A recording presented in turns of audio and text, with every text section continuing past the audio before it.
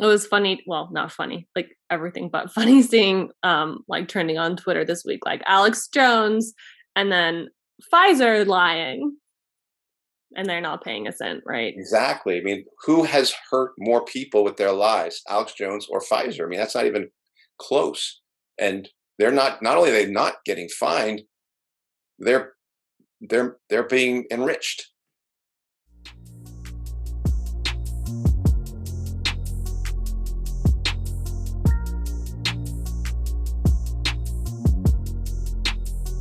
Welcome to What's Left, a weekly political discussion challenging the mainstream left. I'm Eduardo with co-host, teacher and socialist Andy Lipson, and writer and teacher Jessica. Kenny's out for this week. We'll hope to have him next week. We are online at what-s-left.webmail.com. You can find that link to our blog in the episode notes, wherever you found this episode. You can also find our personal social media handles as at Don Eduardo Barca and at ZDKE, that's for Instagram, and Jessica's Twitter on at JHomie89. Please subscribe, rate, review, turn on your notifications, and share your favorite episode wherever you found this episode. Thank you. So, welcome back, Andy. It's good to be back. And I know I told you this earlier, but I think both of you, that's the first episode that I have not been present. Like the first What's Left episode that's been created without me there. So I've never gotten to see a What's Left episode without me. And I really enjoyed the listening and editing, but also listening to the two of you. I think you did a great job, Jessica and Eduardo. I think the issue is really fascinating. The thing you brought up about the rodeo. I have some thoughts about it, but we got to move on to some other stuff. But it was really great to be a What's Left listener and just have it cause me to think about, well, what do I think about these points that these two people are making? So I'm really proud of our show because whoever's here, we can carry on that tradition. Right. And we hope you enjoyed New England with its changing of colors. It was crazy. Like the way I would describe it is because you know how like the Rockies are like these pointed mountains and the Appalachians are kind of these rolling mountains. But when you have these rolling mountains with red, orange, purple, green, they make mountains look like a bouquet of flowers because it's all these different colors coming off. And it's like these giant multi-mile long bouquets of flowers, but it's really just trees with different colors. So it's just amazing. And these tiny roads you would drive down that people live like in these places. And it's just, you have these archways of color over your head and the colors coming down on you because when the wind makes the leaves come down, it's just ridiculously beautiful. I'd seen it before when I was younger, but I don't think I appreciated it. And so I'm really glad Brandy, like that was like what she wanted to do before she became 50. So it was a lot of fun, but I'm pretty tired now. Like vacations are exhausting. Wait, was this her 50th birthday? I didn't know it was the big 50. Well, Halfway to 100. I'm glad you guys had a good trip and that she had a good birthday. Yeah, it was really good. But you know, for listeners here today, you're not going to hear the most informed Andy today. Well, I can tell you about the color of New Hampshire leaves. That's about it. If people remember anything that I have shared in a previous episode, I said numerous times, and I'll say it again, I have a special place in my heart for New England, New Hampshire, that's right, Massachusetts, that area. I remember so many of my memories there when I was just trying to escape the Pacific West and head over to the East Coast. Yeah. Right. So this episode will be, as you said in the group message, Andy, a grab bag of different topics. Why don't you discuss what you had in mind or what we had discussed in the group message?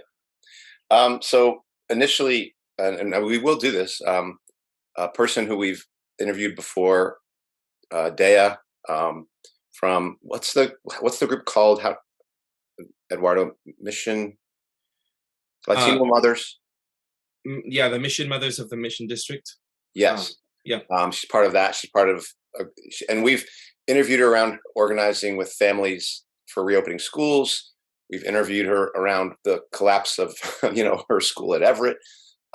And she has been, moving on to, now homeschooling, and she's been having some interesting experiences, and I've been working with her around that. And so we wanted to, she definitely wanted to do the interview, but it was going to be this week, but she can't do it. And we may we'll probably push it off for a few weeks from now, because I think talking about her experience in homeschooling would be really important.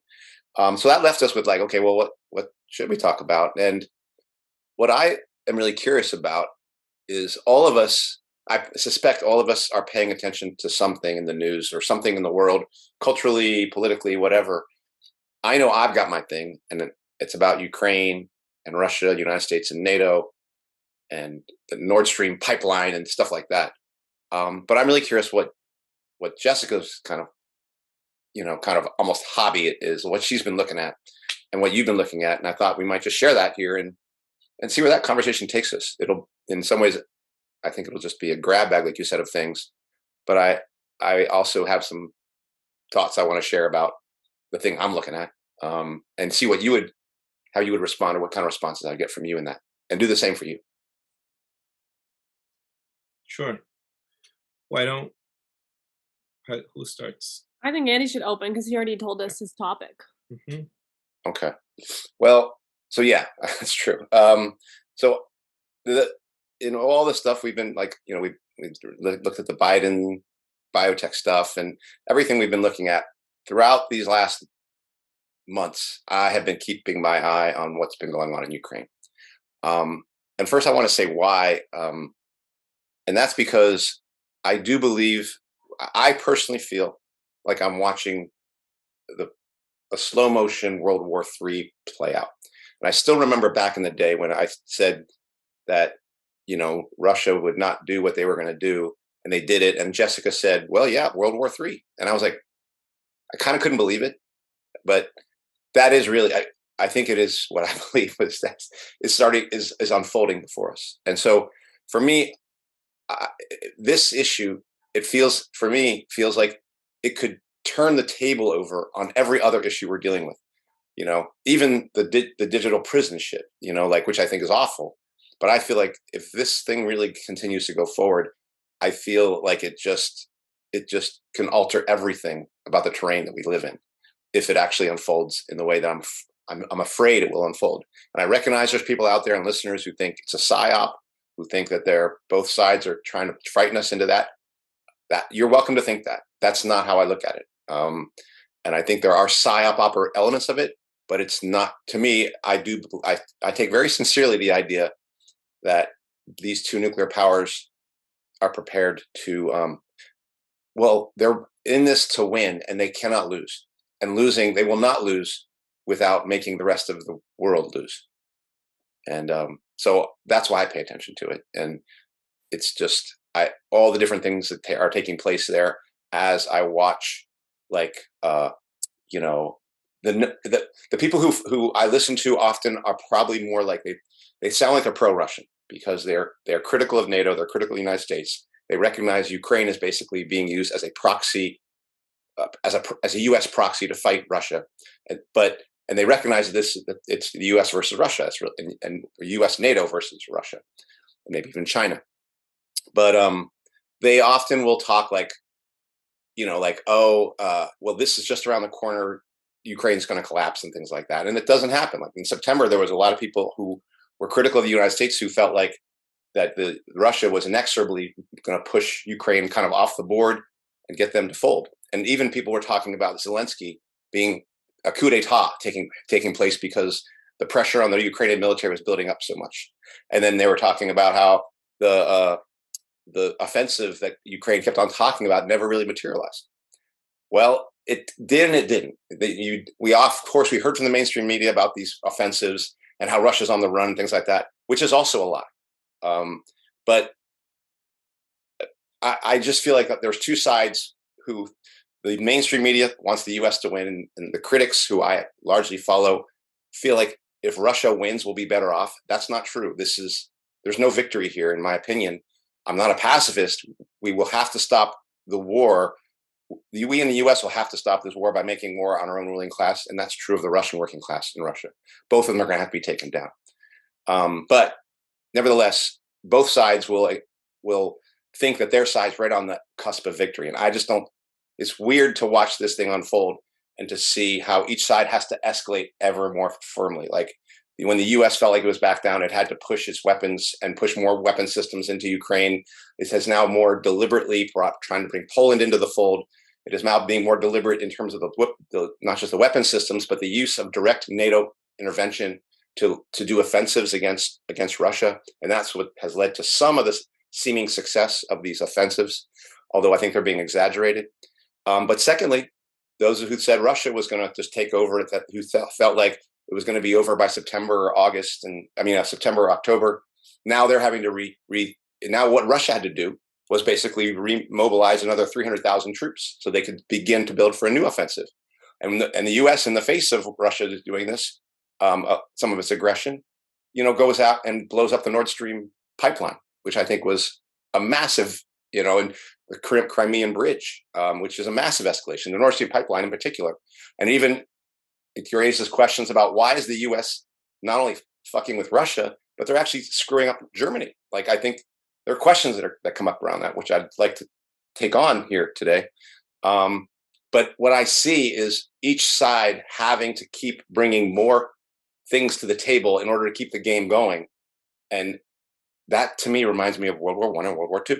It just feels like more and more fuel is having to be put onto this fire, and each side is being forced to draw more and more of its resources into this thing in order to assure that it doesn't lose and that it wins.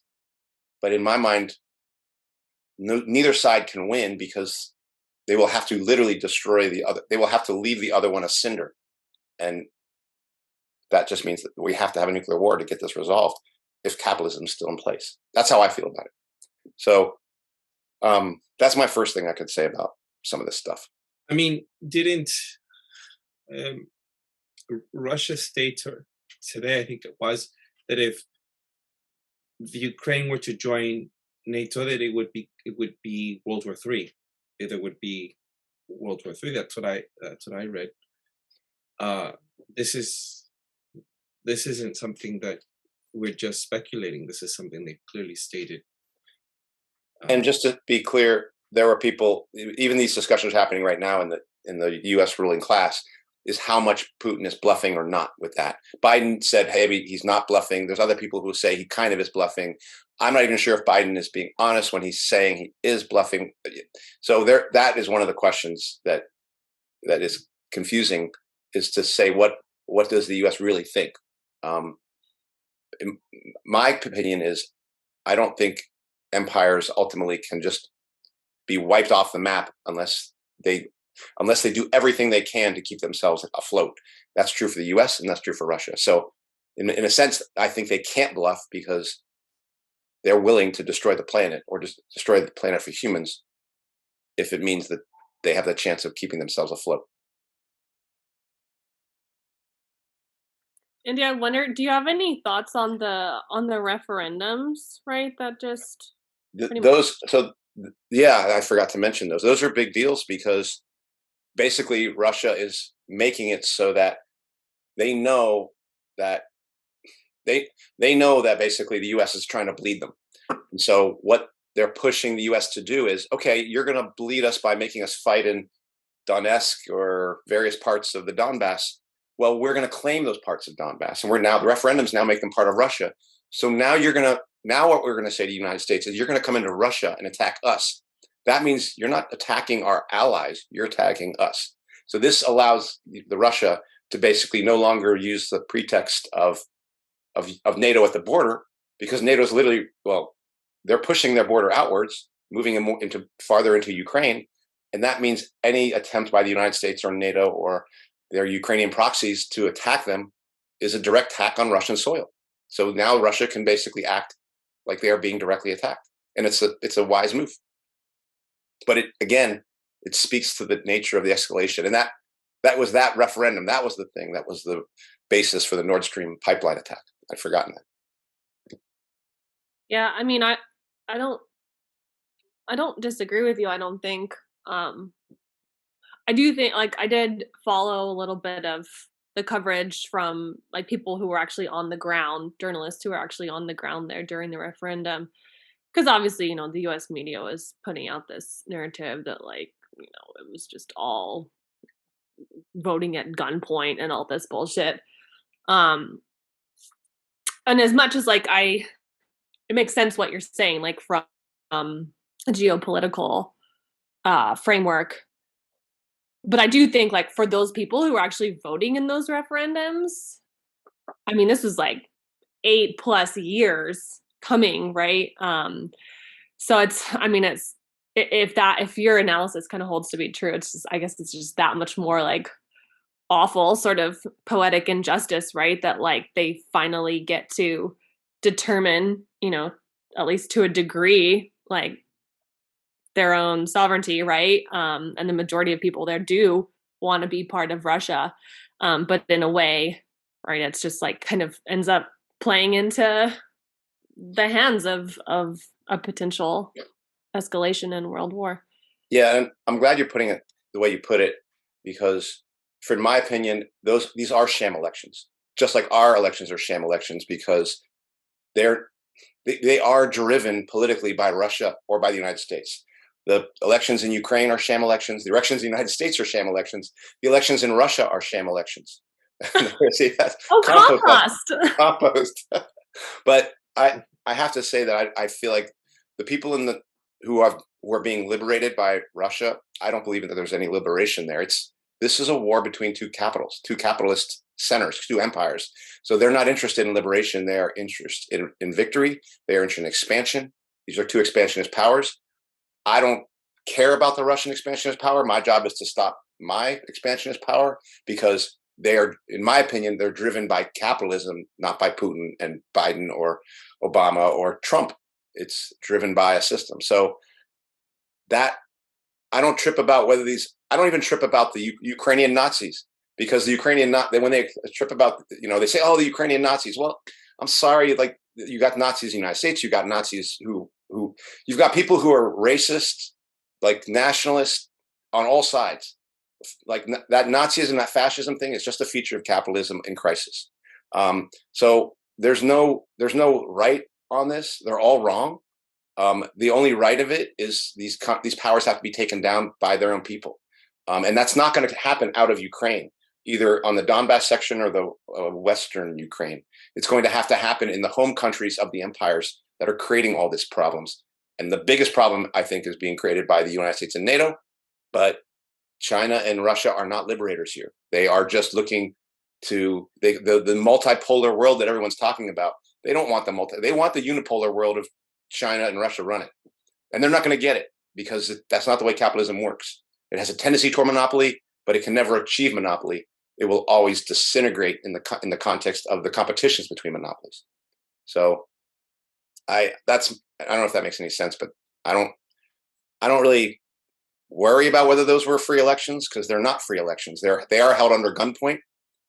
But all elections are fake.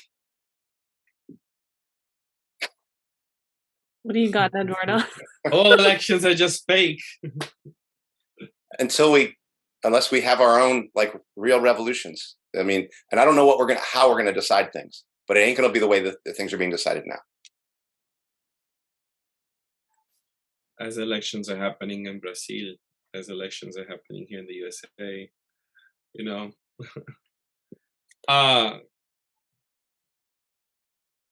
guess my comment is around how I see parallels with Taiwan, and then there's North Korea just recently, blasting missiles over Japan. I'm just thinking of, like, the Asian hemisphere, like that part of the world is also,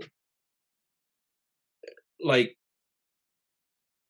we're in a situation where this is, I just feel World War III is imminent. It's just so,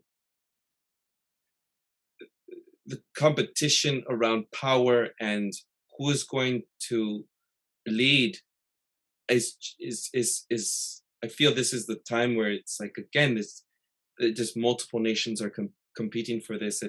This is clearly, for me, in my opinion, clearly how things are lead up to World War III.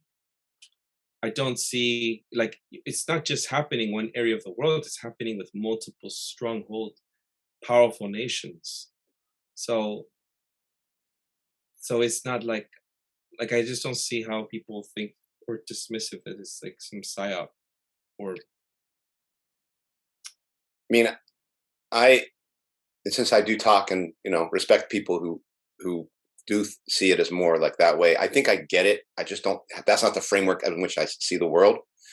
One last piece I want to add is the Nord Stream pipeline stuff, and in some ways this is kind of being said because Brandy has been interested in not interested, but like really curious about us maybe talking more about this part. And one of the questions that came up for me was like, when the U.S. attacked it, which is how I understand what happened. I believe the U.S. attacked German and Russian infrastructure. All right, but the only promise Biden's kept. Right, exactly. Yes, there he goes. Well done. That's a good one. So it's clear why they would do it for Russia, but it's also an attack on Germany. And I'm reminded of a very famous quote that I remember about NATO, which I looked it up recently, and it was said by one of the initial heads of NATO, who was a European dude, because NATO was actually first formed by the Europeans, and the U.S. were invited into it later, and then they kind of took it over. And he said the role of NATO was ultimately to keep U.S. in Europe, to keep Russia out of Europe, and to keep Germany down in Europe. So it was U.S. in, Russia out, Germany down. And that stuck in my mind when I thought about what's going on, which is because this is is such a competitive system that U.S.'s own actions are dual here. One, to openly and nakedly attack Russia, but also behind the scenes let Germany know we're going to decide how things go here. We're going to decide how things go for you in Europe, because you have no options but to come to us, because we're cutting you off from them. And it raises an additional question as to why, in some ways, Germany wouldn't then try to break itself free from this and do something more. And in fact, is kind of opportunistically using this event to now bring hardship onto its own people in Germany. And personally, I think what the German ruling class is taking advantage. The U.S. ruling class in the 70s had to do a magic trick of basically the kind of social contract that occurred between the unions and between workers in the United States, at least the ones who seemed their living standards increased during the 50s and 60s. That notion had to be eradicated. So they had to basically get workers over a 10-year period through the 70s to accept that this notion of raising living standards is gone. Now it's declining. What you need to accept is declining living standards. And that's what I think the German ruling class is taking advantage of this in doing. They are trying to essentially use opportunities like this to eliminate the social contract that has existed in Europe for the working classes in those countries since World War II and the Marshall Plan. And now they get an excuse to say, hey, it's not our fault. This is Russia. This is the United States. But it requires everyone tighten the belts. And when a ruling class tells its own people to tighten the belts, I can tell you they are robbing those people. And this is exactly what. So I'll honestly feel like Germany is kind of using this event to force more concessions from its own working class, and thinking that somehow it can make lemons out of lemonade, or lemonade out of lemons as a result of this. So that's how I answer these questions as to why would Germany, when it knows it got punked by the United States, then go and really not do anything about it and then go squeeze its own workers. That's how I answer that question. Yeah, I mean, I feel like political elites, like whether it's from a nation state standpoint or elsewhere, like they're always going to show more solidarity with, their fellow geopolitical elites than they are with their own people, right? Someone reminded me of that Kissinger quote, which what you were just saying about Germany is like case in point, right? Like to be America's enemy is dangerous, but to be their friend is fatal or something to that effect. And I think, I mean, the whole EU, I mean, I don't know, like, I wonder, like, what people there, I mean, I know a few, but like what the sort of working class sentiment is, because they should be fucking furious with their own leaders and with any NATO state. I mean, it's insane. Like, they have people asking them to collect firewood to keep heat in the winter. Like, I mean, this is like a Western, EU nation. Yeah, and it'll be interesting to see like what level of resistance people organize, if any, because, man, I mean, if that's not enough to rally people, and I know, I mean, I guess I'm biased, but I tend to think that like European populations are a little smarter and more organized than the American population when it comes to any sort of political resistance. I mean, even just like, during the lockdowns and stuff, right? Like, I mean, they mobilized so much more people in the streets in places like Germany. But yeah, I mean, I don't know. It just feels like the nuclear threat to me is just like hovering over everyone. Yeah, I don't know. Yeah, so that's what's always kind of, I'm always like every once in a while just checking those stories and seeing what I make of this stuff. So that's what's been on my mind. It's so sickening. War is so sickening. Yeah. And I just feel like this one, just like the Fourth Industrial Revolution, feels like, in the way that Allison talks about the slave conditions that indigenous people and Black people had to experience, is now going to be a generalizable experience for more and more workers. And that's what the Fourth Industrial Revolution means, is we are all going to experience a kind of indigenous uprooting from any freedoms and liberties and having a say in our own life. I feel like this particular conflict just feels like it can just draw us all in a way that other ones did not feel that same way. So who's next? Eduardo's next. He's going to uplift us after that cheery opening segment. Well, I have several things I can uplift us with. Something funny that's happening in my country of Mexico. Like, there's something really funny, but also serious. Or I could uplift us with something. I have three things that I had in mind. So there's the reinstatement today. Today there was reinstated Title 42 for COVID expulsions of people who are immigrating to the USA. Then there is a deputy who posted a pornographic video and is causing an uproar in Mexico. And so that's kind of where I want to, so I can share from either one. There's also the palate cleanser. Huh? I'm just kidding. I said that's your palate cleanser, is a pornographic controversy. Yeah. Well, here I'll share it, because so in Mexico, there's the lower house of Congress. They're called deputies.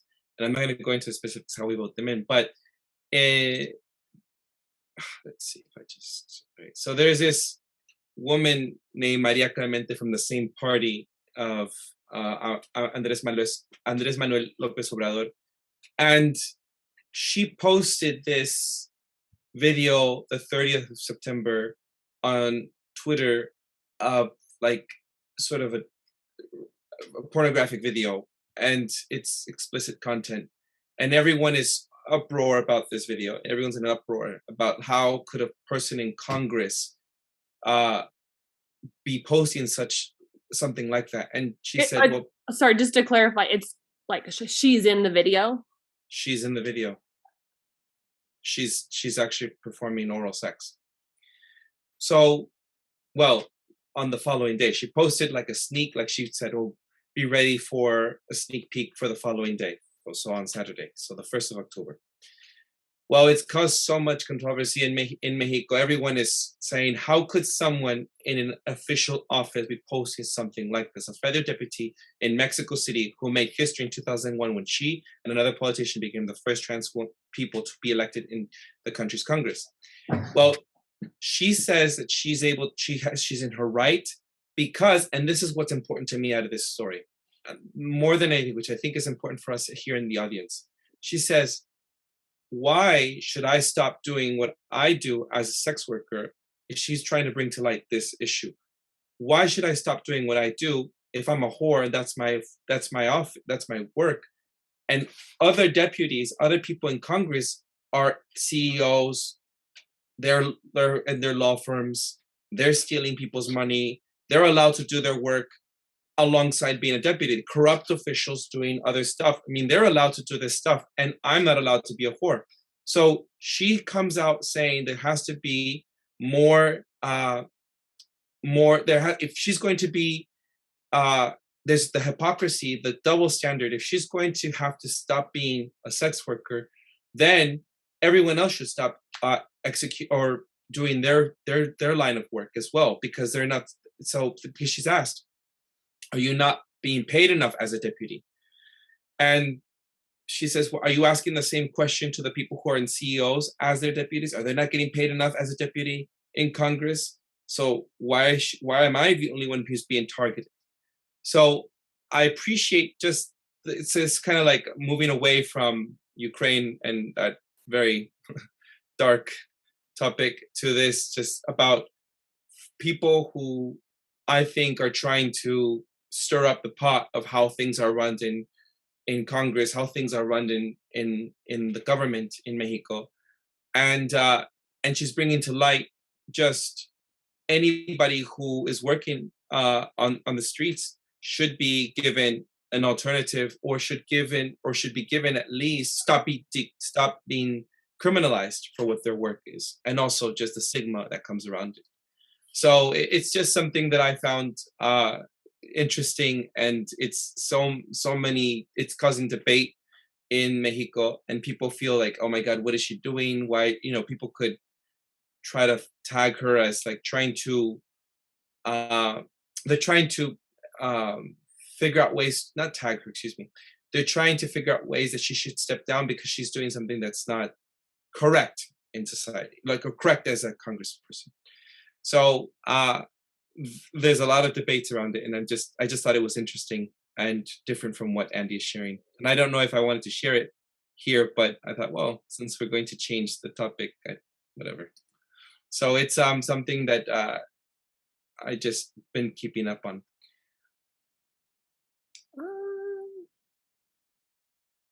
I mean, it's interesting. I guess I have my own. I think I understand the point that she's trying to make, which is not totally off base.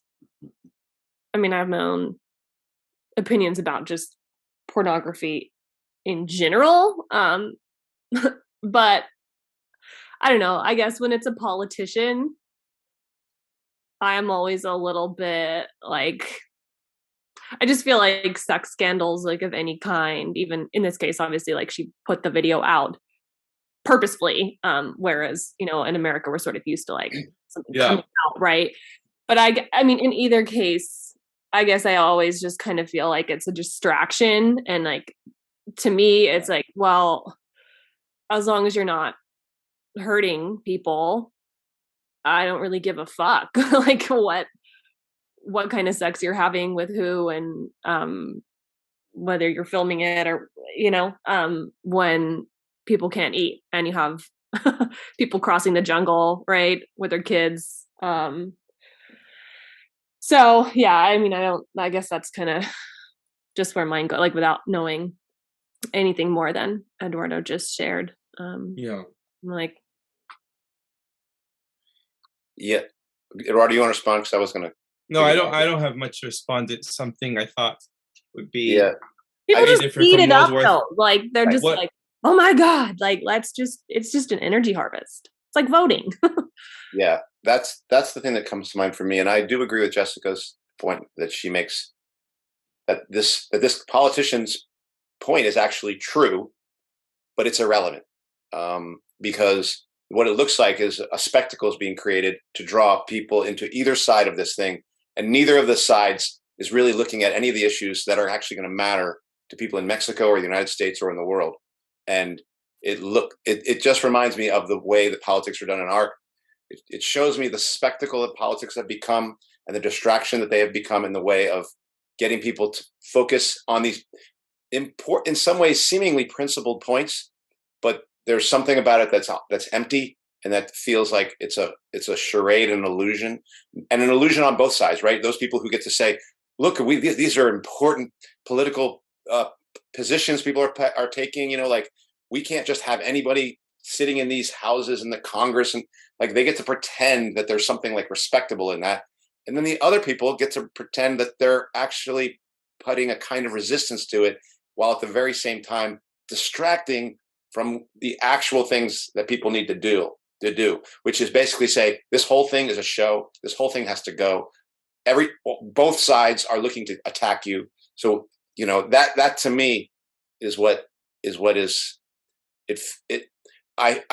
there is probably more sincerity on the part of the person who is the prostitute, but they're both distracting people from what really is in play, in my opinion.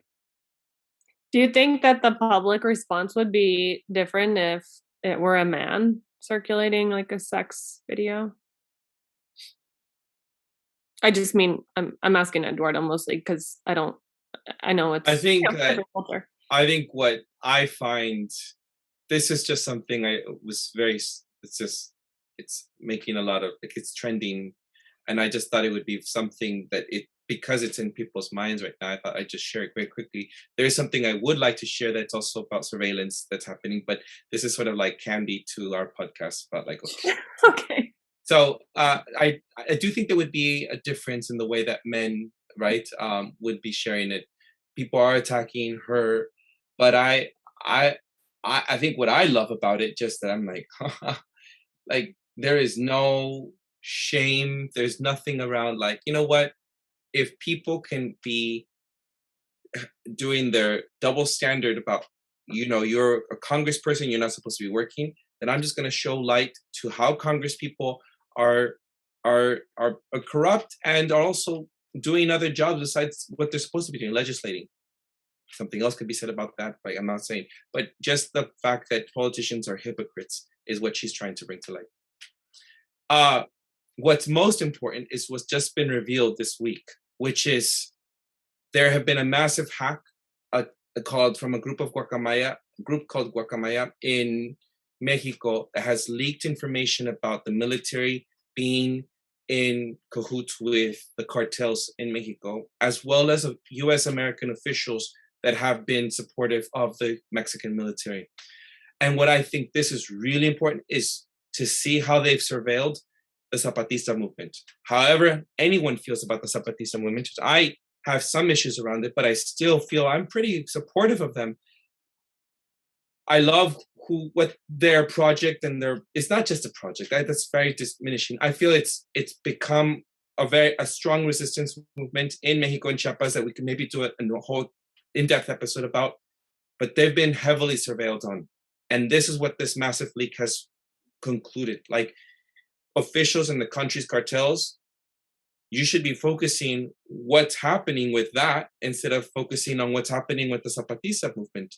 And as well as the documents show officials monitoring journalists and activists using this Pegasus spyware, which if we remember back, we talked about Pegasus, and evaded cooperation with the investigation into the disappearance of 43 students in Ayotzinapa.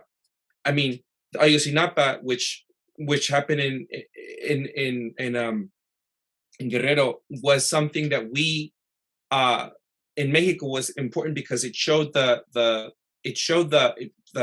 cover up between Mexican officials with the cartels that supposedly AMLO is trying to disintegrate. Like, he's trying not to have that anymore. But it happens in the USA. It happens in every other country where the government is working alongside with what's deemed as criminals.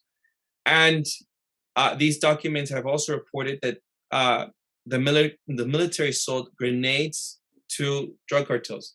So I guess what for me what's scary is how much technology, how much is being used, and how much focus is being centered around people that are not the issue. So Zapatista movements are not the issue, right? It's the military that's the issue, and they're the ones who are using this spyware to be able to basically just surveil our people, right?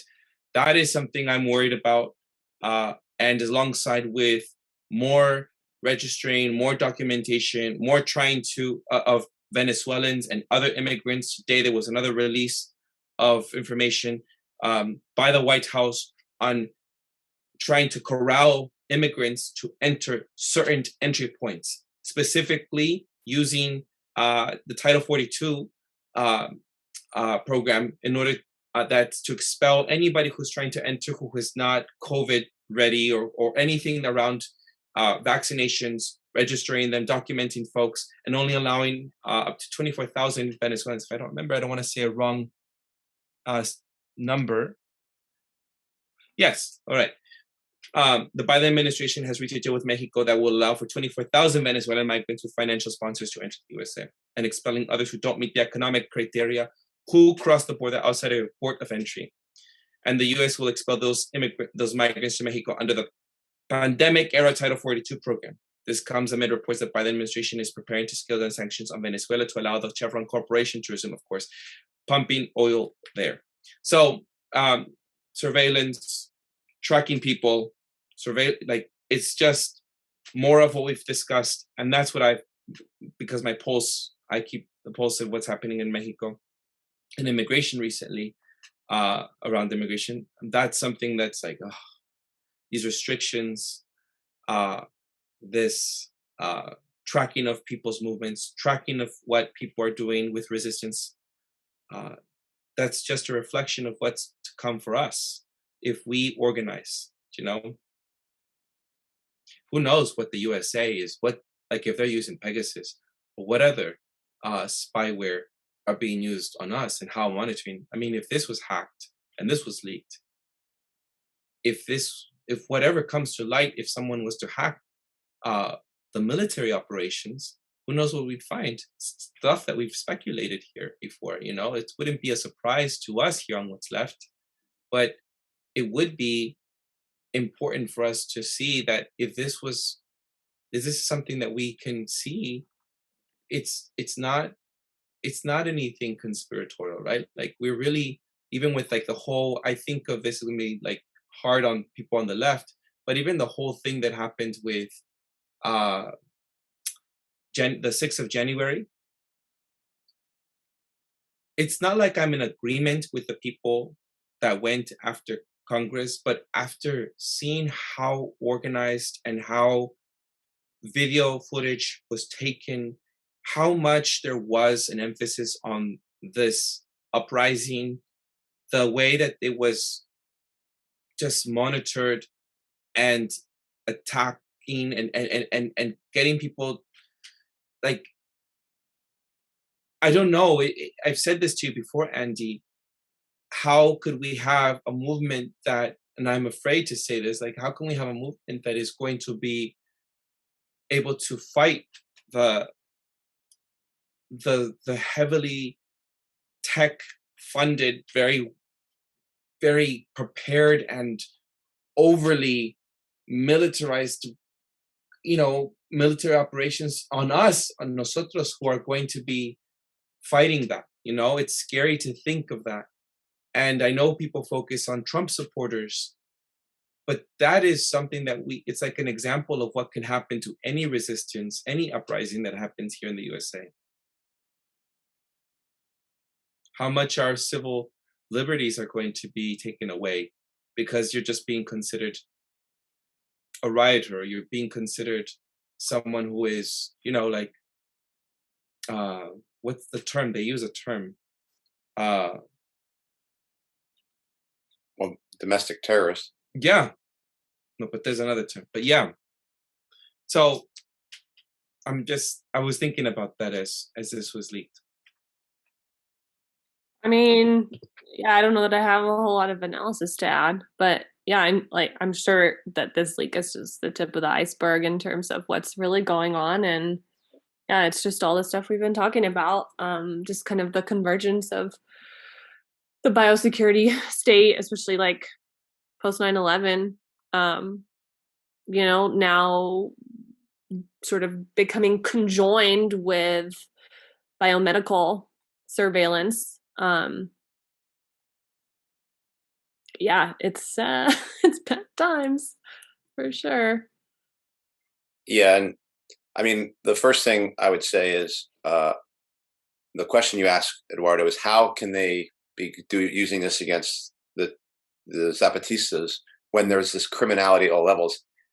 And that question, posing the question, essentially answers it, which is these measures are not designed to expose the criminality at the top. These measures are a result of the criminality at the top, so that they can continue to be criminals and they can isolate the people who are trying to stop it. Like, because I understand that you talked about the Zapatistas and you talked about January 6th, but neither you, no, I mean, Eduardo, I don't think Jessica, neither of us would confuse the Zapatista movement for January 6th.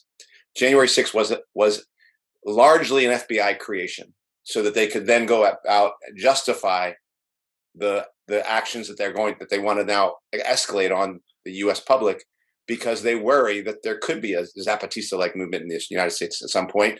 And so they have to build this infrastructure which is designed to attack it and control it. So the measures that you're seeing taken against the Zapatistas, I think, are the tip of the iceberg. It is not an accident that they seem to have the imprint of U.S. infrastructure, because I'm sure the U.S. is not only are they using that stuff in the United States, they are exporting it to their allies so that they can help them control their populations.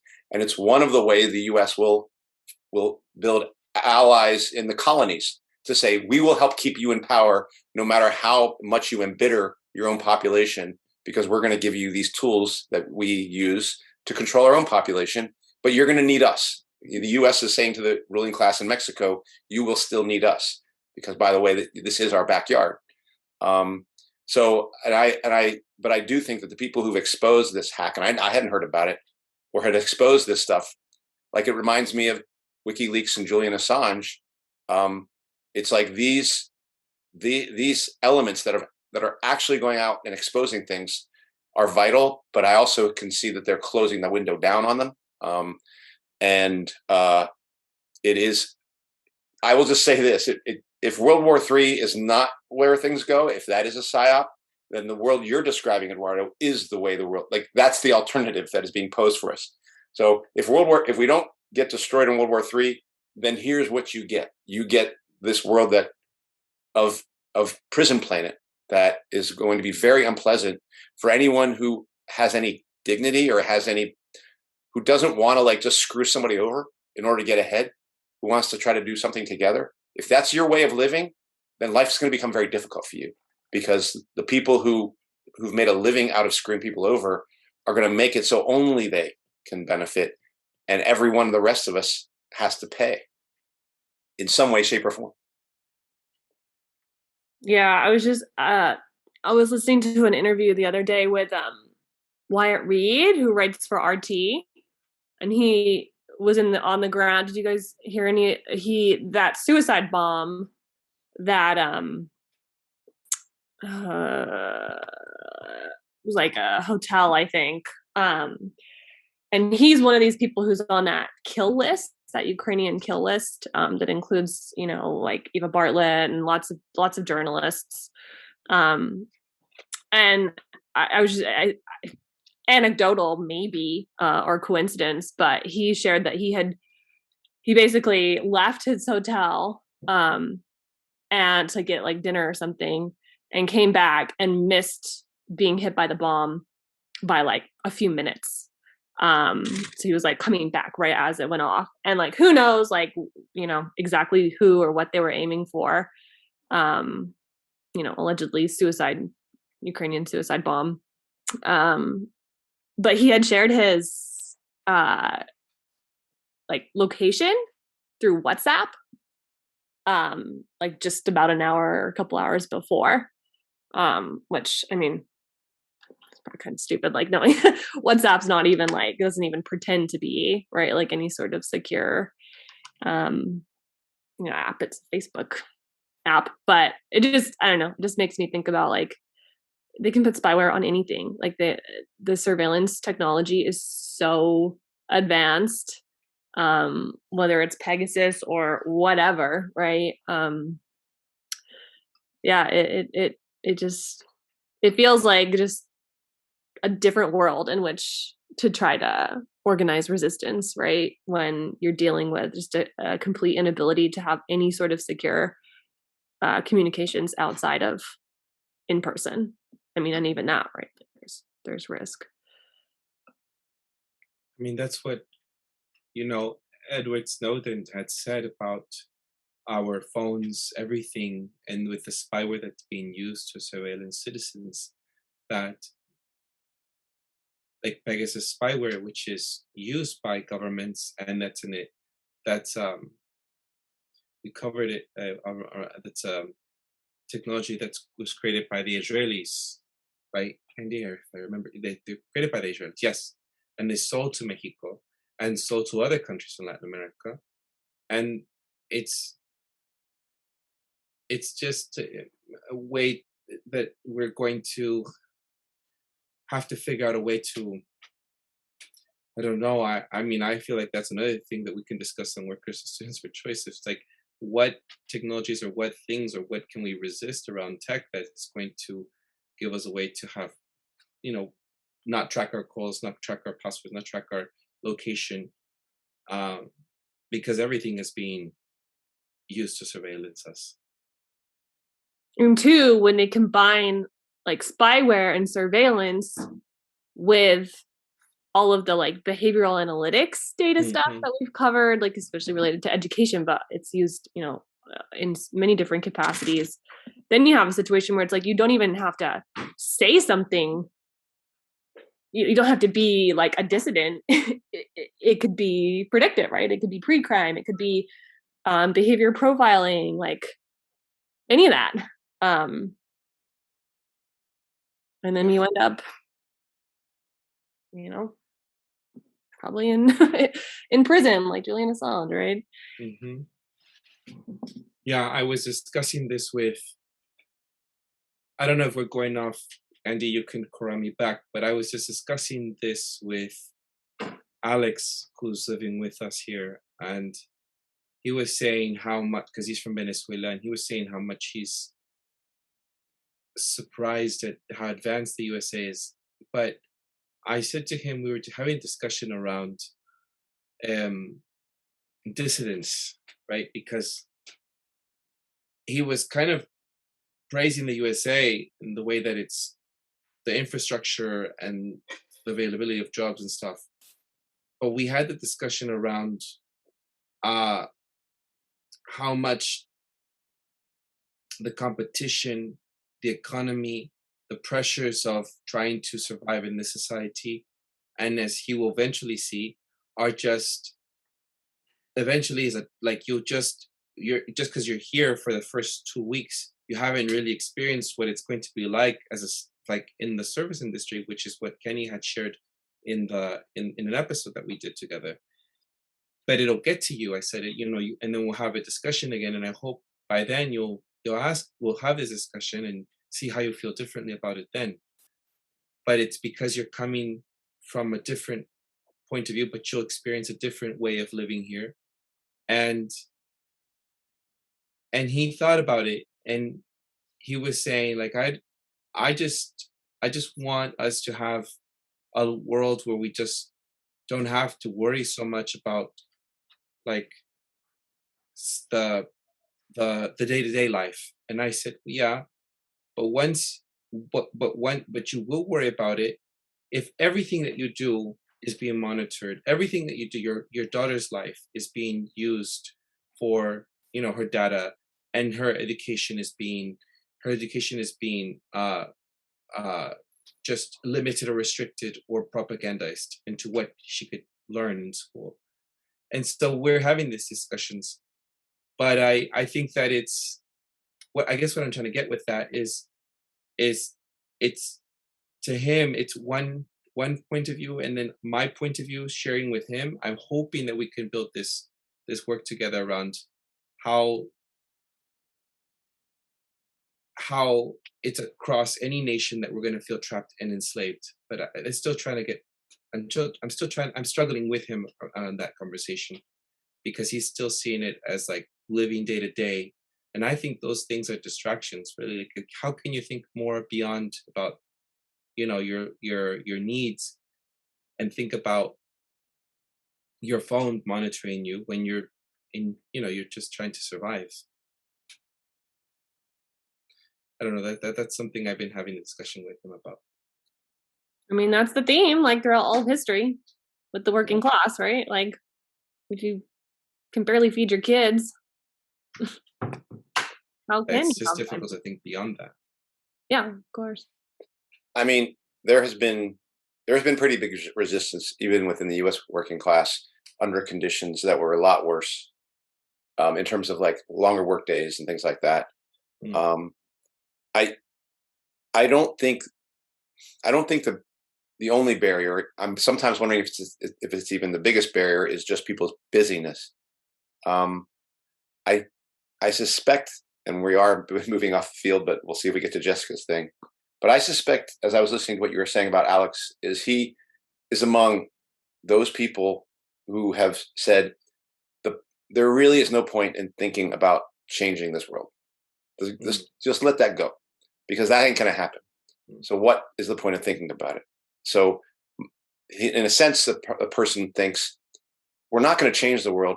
So how can I make my way in it? And then in the back of their mind is, well, I can possibly make my way in it if I don't get too far off the radar. If I stay in my lane, essentially, as long as I'm not doing anything wrong, then why should I be worried about being monitored? That's the kind of thinking that goes into it. But within that, really built in that thinking is, by saying you're not going to do anything wrong, you're literally saying, there's nothing I'm going to do to threaten the system. There's nothing I'm going to do to challenge the system. But the reason you're going to say that is because what is the point of even thinking of doing such a thing? Because we all know that's not going to happen. So stop thinking about it. It certainly isn't crazy to think that. So that's what I personally feel like that's what animates that kind of thing, which is, let's just take off the table the idea there's going to be any fundamental change. So let's just talk about a real conversation about how do I make my way in a world, worse or better, that I'm not going to have an influence on. I'm just going to try to make my way through it. And that personally, I think, is the biggest barrier. And it gets like, that's where I start to think about things like socialism and the existing socialism as being seen by former Soviet Union or Cuba or China, and people saying, look, we've tried to make changes and it always just creates the same crap. And then that's where people start to say, the thing I live in sucks, having a revolution and then producing something else sucks. So let's just take all that shit off the table and I'm just going to live my life as best I can, without making making the wrong enemies. And maybe I can make a better way for my kids and they can get through this. But the idea of changing it, let's just forget it. Well, and that is kind of what the US, like the sort of contemporary, like supposedly more realist, like version of the American dream, like that is what is offered in this country, is like, yeah, okay, the system's maybe not perfect, right? And yeah, like, okay, you're probably not going to pull yourself up by your bootstraps and like become a billionaire. But like, if you work hard, you can still make a good life for yourself within this system. Best case scenario, right?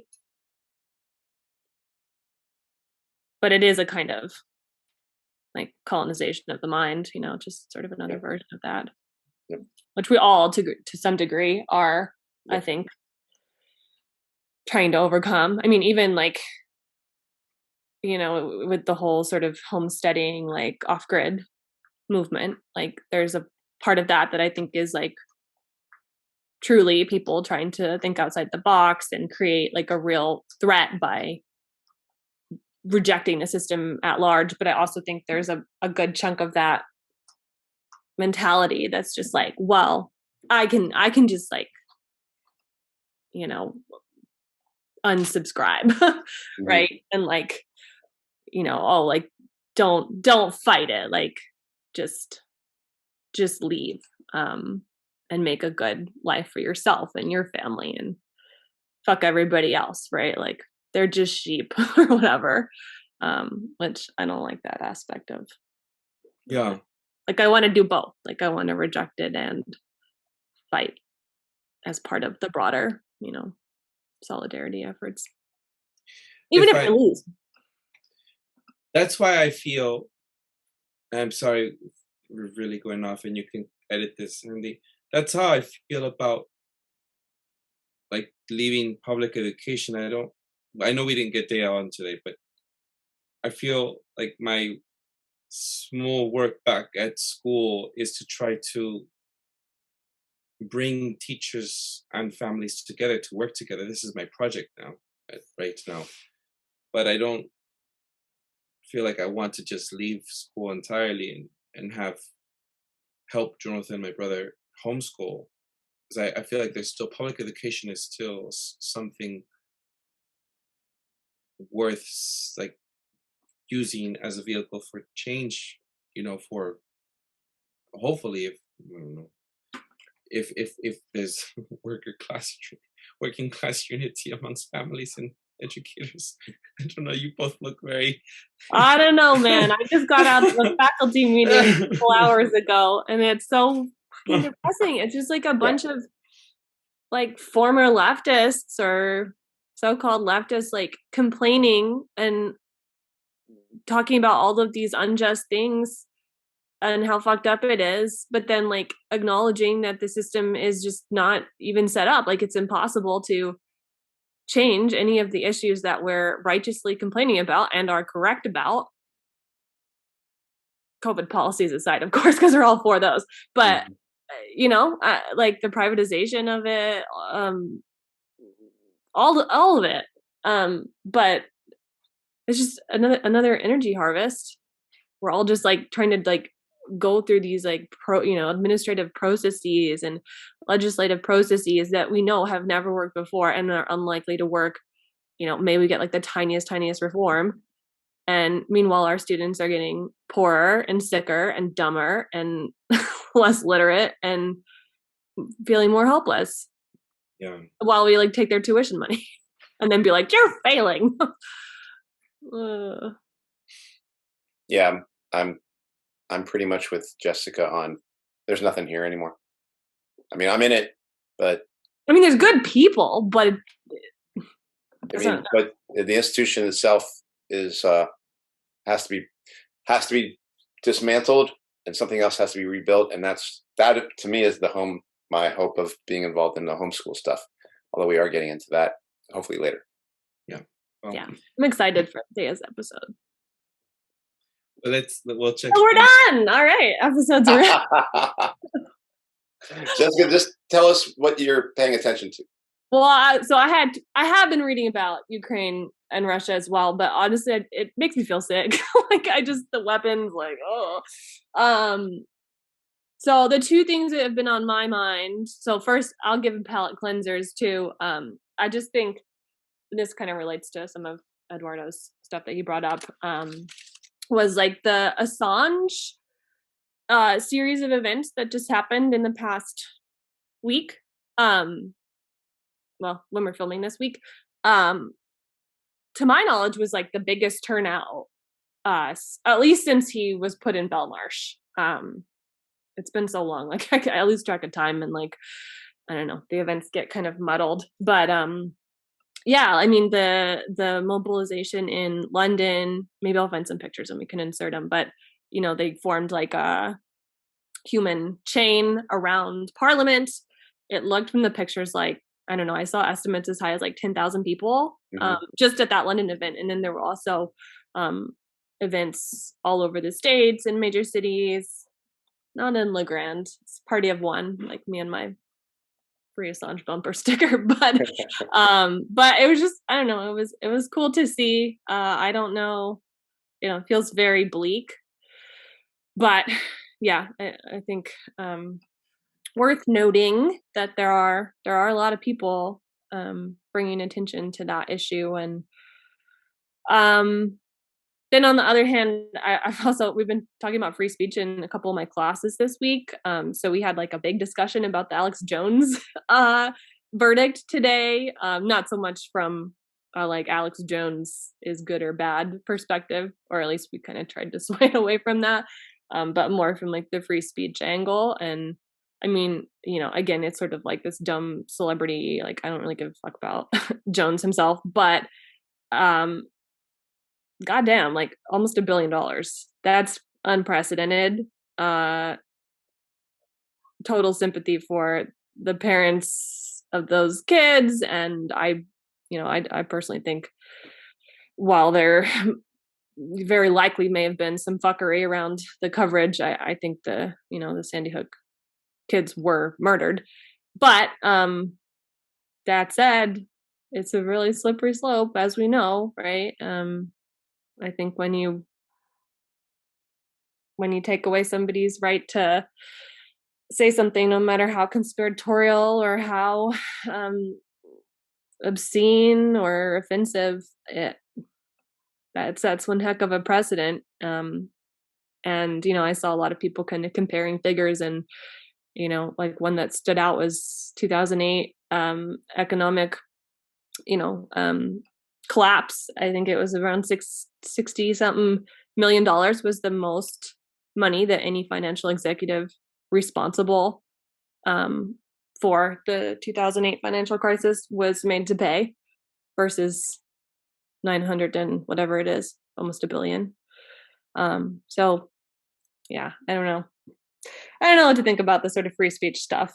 I think the Julian Assange stuff was good news, or rather it is good that that's not being forgotten, and that it might actually develop some momentum, the exposures around like the things that WikiLeaks were doing, and he was doing to expose what the criminality of the US and Western elites, I think was really important. And just like what Eduardo was talking about with this hack, I think I think they only are, again, the tip of the iceberg on some of the depths of the lies.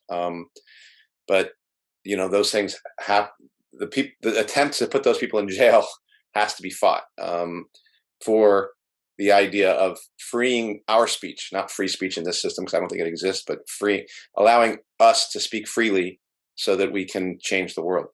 And it is related to the Alex Jones thing for me, because like, on one hand, Alex Jones, I think very easily could be a government cutout, so that he's like January 6th as in human form, a person who does things and says things so that the U.S. state can come in and just.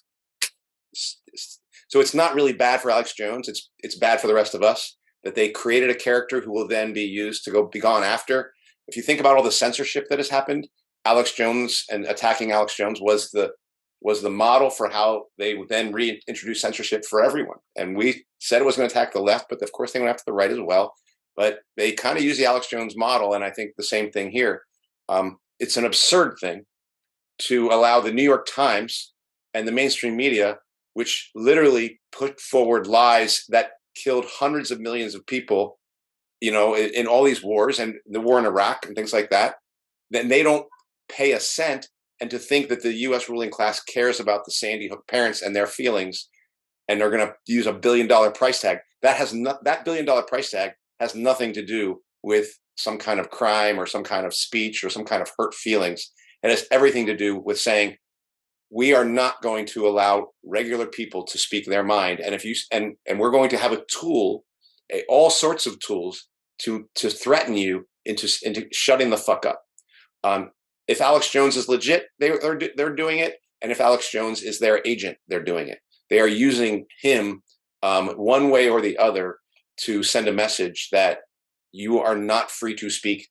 The state is going to threaten you with all sorts of tools and weapons, not just putting you in jail, but freezing your assets or putting you in debt on the basis of it, because you've hurt somebody with what you've said, or that's what the state has determined, and therefore we're going to now hurt you.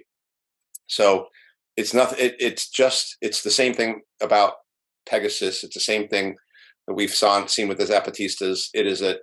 What we are watching is the justification for state control of our thoughts and what we say, and you better not speak freely, because it could cost you a lot of money. It was funny, well, not funny, like everything but funny, seeing like trending on Twitter this week, like Alex Jones and then Pfizer lying, and they're not paying a cent, right? Exactly. I mean, who has hurt more people with their lies, Alex Jones or Pfizer? I mean, that's not even close. And they're not only are they not getting fined, they're being enriched. I'm so glad you said that because our audience, well, like the way that it's framed, right? It's not like, and it's not that these children's lives and the lies perpetrated by them aren't important, but it's like, who are we just attacking then? Is it just Alex Jones, or are we attacking the New York Times for the lies they perpetrated? Thank you for saying that. Pfizer episode taken down after saying that. And, you know, all of these companies that have really done a lot of damage to the big pharma. So I think the way that people could take it, it's like as if, oh, that's you know, well, these lies. Yes, everyone. If that's the case, if we're going after him, we should go after a bunch of people. There are a lot of people still living who have taken us to war and killed millions of people, and are not imprisoned. Yeah, and every single media outlet that, you know, propagated lies about weapons of mass destruction, right? They should all be paying $1 billion and having their companies destroyed. Like, yep. Right. Exactly. And that they have to be first on the list if we're going to like talk about people like Jones or anyone else. So these are just small fries. And yeah, and it's not about Jones, it's not about Assange, it's not about any individual, right? It's like about the message that sends. Yep. That there is no free press in this country, or really any country, you know, and there's no free speech for civilians either. Well, this is what I had originally picked, just partly because, well, one, because I do pay attention to some of this stuff, but also because I knew you guys wouldn't pick it. So I don't know if either of you are aware of this recent kind of controversy with Mermaids, which is an LGBTQ plus charity. I think it's the largest or one of the largest ones in the UK. And I'm not so much like interested in this particular revelation so much as kind of the larger discussion, but just this past week, it came out that I think it was one of the, let me actually pull it up because I did have. That mermaids are real? What's that? That mermaids are real? Is that what? That mermaids are real. I wish. That would be a much nicer conspiracy. Yeah. Okay, so news broke. This is just, I think, a couple days ago. News broke that Dr. Jacob Breslow, a trustee who sat on the board of Mermaids, a charity supporting the transitioning of kids, has been involved in efforts to normalize pedophilia. The academic, now an assistant professor of gender and sexuality at LSE, resigned last night after it was revealed that he had spoken at a conference hosted by an organization, and they give the name, which describes its aims as, quote, unique collaborative effort between minor attracted people and mental health professionals to promote communication and understanding. So basically, you know, the guy is like, if not a pedophile, like propping up like actively in his work, pedophilic organizations. And obviously, you know, the Twitter wars erupted and all of this. But I just think, you know, this has become a pattern, especially sort of in the academic world of queer theory. And like, I mean, just the fact that the word like minor attracted people is becoming like kind of normalized, I find disturbing. And I just think, I mean, we've had some conversations on here kind of about like the sexualization of kids, obviously a lot of conversations around trafficking and, Epstein and all of that. And then, this issue of transitioning in a lot of cases, like increasingly young kids. And there's been a couple kind of things that have been circulating the past week or so. Like one was the Jon Stewart interview, which I watched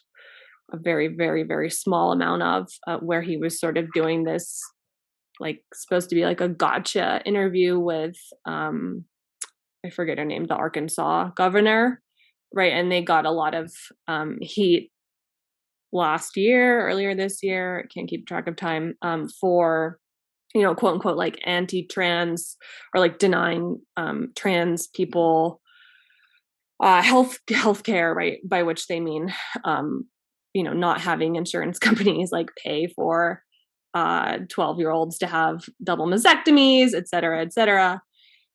So I just thought it was kind of an interesting development, right? And there's a lot of people like defending the organization and calling this like, oh, it's just, an isolated incident. It's just a one-off. And then you have people, arguing like, no, this is like, this is not surprising in any way, right? Like this is becoming a trend. And it's become right wing. It's become a right wing position, right, to even kind of talk about pedophilia. It's associated with like, oh, conspiracy theory and like, and meanwhile, like none of the actual people who were purchasing, human sex slaves, including children within the Epstein trafficking circle, like where are those names, right? Like what, I don't know, I'm kind of jumping all over the place, but it's one of those issues that just like when you're talking about kids, it's it's about as sickening as the war stuff to me. This is from Mermaids, right? That's the name of the charity. So they're like one of the biggest, they're like LGBTQ, but they do a lot of work. They do like trainings, I think, for, let's see, does it say, they're like a pro trans sort of like educational charity group, and they've come under fire too for like things like providing breast binders to young girls, like without even notifying their parents, all this sort of thing. I think it's bigger news in the UK, but I think it relates to a lot of the conversations around like sexuality and children and gender that we're having in the States as well. Sorry, go ahead, Andy. No, I feel like there's a lot more to say about this, and this actually really is opening up a whole new can of worms in some ways. But I do appreciate you, like and this is, since that transgender episode we had, this has been an ongoing area of like, is this a movement, or is this part of the attack? Like, the notion of, or the idea of people who where I've understood it as wanting to change their sex and their right to do that, and being an oppressed group and standing up for their rights to self-determine kind of thing. But then you are exposing and talking about this underbelly that also seems to exist within an industry that seems to be saying it supports that cause. I don't know what to make. Like I have a difficult time trying to figure out what I make of it, except to say that it reminds me of my feelings about Me Too as it moved on in time, to the idea that women experience, sexual abuse and harassment, and they do it in silence, and finally people are being able to speak up about it. I believe in that process of people being able to speak up about their oppression and their experience of oppression, and even confront their oppressor. So I believe in that. But there did come a point where Me Too seemed to just be taken up into, like when the Kavanaugh hearings and stuff like that, It literally just seemed like it was taken over by the ruling class as a weapon against each other, but ultimately against a weapon against us. And that's where, I guess that's how I start to feel about this at that place, which is, it is now the transgender cause no longer really being used to support people who might legitimately want that kind of, like, have that identity switch going on and might want to make that choice as adults. And now it's being turned into something that does not, that feels like a weapon being used against us, and feels like a weapon in the hands of people we should not be trusting. That's as much as I can say about it in terms of, I sense within that movement, and it's a kind of exposed by the fact that this guy, and at the same time, I don't want to, like, say just because one person or even several people that then this whole movement is out, but when you start to see the associations that they have, and I do believe those associations exist in the ruling class itself, in these secret societies they have, and the hazing ceremonies they have, the spirit cooking and the child, things we've heard about the British royalty, and what they were involved in. I believe the ruling class is knee deep in all sorts of disgusting habits that they have for themselves, that then they use as an almost hazing operation to prepare themselves for the mess that they're going to wreck on the world. So that's what comes up for me right now, is like, it does seem like something that I believed in is now being utilized for very ill aims, and not just for maybe hurting children, but for pushing an agenda that is trying to make us normalize all sorts of things and give the power of the state and health industries to make all sorts of changes on us, without our consent and without really people being able to, like, have a say in it. Yeah, and I mean, it's like, I think sometimes it gets framed as just like, oh, it's just ideology, like it's just ideas, and I'm, that aspect of it I do think is actually really dangerous and important. But it's also, I mean, if you're worried about any sort of pharmaceutical interventions, right, like COVID vaccines, whether you're worried about them just flat out killing people, making them sick, affecting fertility, all that kind of stuff, or any other drug product that's coming out of the allopathic model, antidepressants, right? Like, that's, I mean, all this stuff coming out about, well, oh, surprise, they don't actually fucking work. They just fuck people up, birth control, all of it. But yeah, I mean, like, we're talking about very large, like increasingly large numbers of people, like, being permanently sterilized. I mean, that's what happens. Like, you can't just, like, pause puberty and then, like, unpause it later if you change your mind. Like, we're creating, like, lifetime reliance on pharmaceuticals for these children, and in some cases, sterilizing them, mutilating them in a supposedly, progressive, developed country. I think where we disagree, and we'll probably have conversations, at a later time, Andy, but, like, where I disagree on this issue is, like, I don't think it's that, like, oh, like, at a certain point it became co-opted. To me, I think, even though I'm bringing up, the sort of pedophilic patterns and the children, and obviously, like, when children are in the spotlight, like, it gets people's attention, and we have different ethical standards, right? Because children can't make their own decisions in the same way that adults can.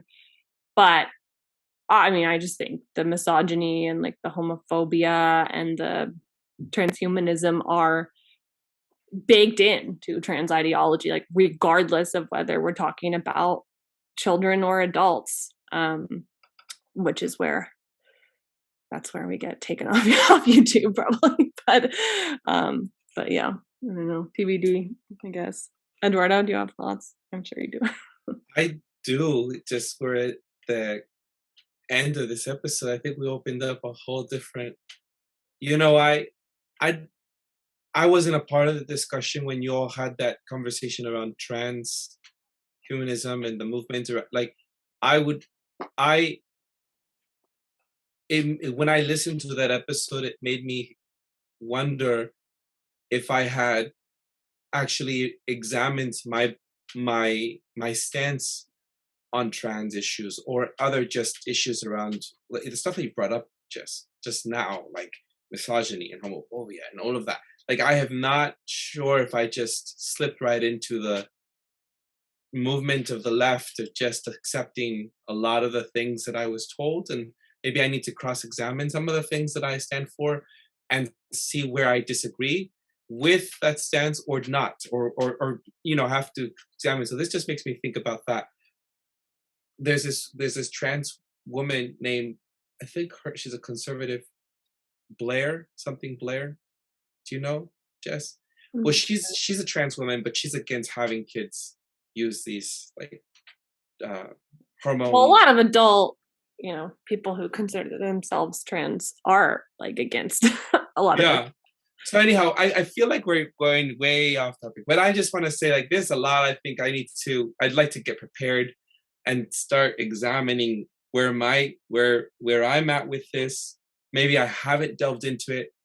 And that's why I sent you a message, if you remember, Jess, do you remember after I listened to the episode, I said, Jess, you've made me think a lot about things that I have not really thought about. And it's very provocative. Everything, that episode that you all shared that I was not a part of, I have to think about. And so anyhow, I just feel like this is not we're at the end of this. So that's all I can say about this moment. And then you touch on me too, as well, with Andy. And I thought, okay, well, I'm just taking that in. I'm just taking that in because I have to really form my thoughts. And I don't think I have the time, and I don't like to feel pressured with time because I'd like to share a lot. So that's how I feel. Well, we can revisit it. And I think maybe just to like a closing thought, I think it's worth, like, even the pharmaceutical stuff aside, like, I think it's worth considering, like, what are the implications of a society that validates to children or to anyone, right, this idea that, like, you can be born in the wrong body. Like, that to me at its base is like an anti-human and very destructive ideology. Like, I don't think that anybody can be born in the wrong body. I think that children's bodies are perfect. So I think there's obviously a lot more to discuss on that issue, but yeah, there's a lot. That's what I'm reading. That's my hobby. And it's looking at pedophilia. What's happening in the UK? Custody. What's happening in Mexico? What's happening in Ukraine? Well, and it's connected to the books you got from the Whitney Webb stuff around. They haven't started. They're just sitting there like looming. They're huge, and they're not going to be a nice bedtime read. Well, I do hope we come back to this issue you're raising, because I do appreciate how you bring another point of view and you make it clear where the lines are drawn. Like, you're like, hey, Andy, I think I hear what you're saying here, but this is where we disagree, because I think we can have constructive discussions that way. Yeah. This was an interesting episode. I think we shared from different points of view and different topics, something that I kind of wanted when we first did What's Left, and Andy said, no, that's not what we're doing. We're focusing on one topic. And there was this back and forth thing until I finally said, we're going to do it this way. When I was in Mexico, if you remember once, Andy, we talked about several topics. I was in Mexico and we were recording. And we did get a chance to do this tossed salad topic episode. But it feels strange suddenly, because it's like we're not coherently following one line. To me, it feels that way. Well, I think for me, it was more interesting in what people are paying attention to. And I think you now have given me a real sense of the kind of lanes and alleyways you get into. You and Eduardo, you're like the kinds of things you're looking at in Mexican politics. And Jessica, you brought up Julian Assange, but this area of sex orientation and how sexuality is being used as a weapon in the transgender movement specifically, how you see it as a weapon being used against us. And so you're just looking into it. You keep kind of coming back to it to try to like investigate it and, you know, get a better understanding of this crime that you think is being committed. Thank you. I think this is a good place to end this episode. So that does it for this week's episode. What's Left is a weekly political podcast / channel challenging the mainstream left. We post information about our topics and our guests on the episode notes wherever you found this episode or on our blog at what-s-left.com. You can find past episodes to this podcast / channel there and connect with us. I remind folks, if you like anything you have heard here, please subscribe, rate, review, turn on your notifications to any of our platforms on Spotify, iTunes Podcast, Stitcher, Google Play, Bitchute, Odysee, YouTube, Rumble, or Telegram. And you can find our blog and any of those links in the episode notes wherever you found this episode. If you would like to give us feedback about something you've heard or suggest something for us to cover, a different topic that you might suggest, contact us through our blog. Andy will likely be responding to those. I've been a little active on YouTube recently, trying to respond to people because I've been rewatching some of the shows. So I've been enjoying some of the comments. Thank you very much, people who comment and take the time. Oh, and you can find our social media handles, in the episode notes at Don Eduardo Barca and at JeffDKE and at Jessica's Twitter handle at JHomie89. And that does it for this week's episode. Thank you very much. Ciao. Bye-bye. Bye.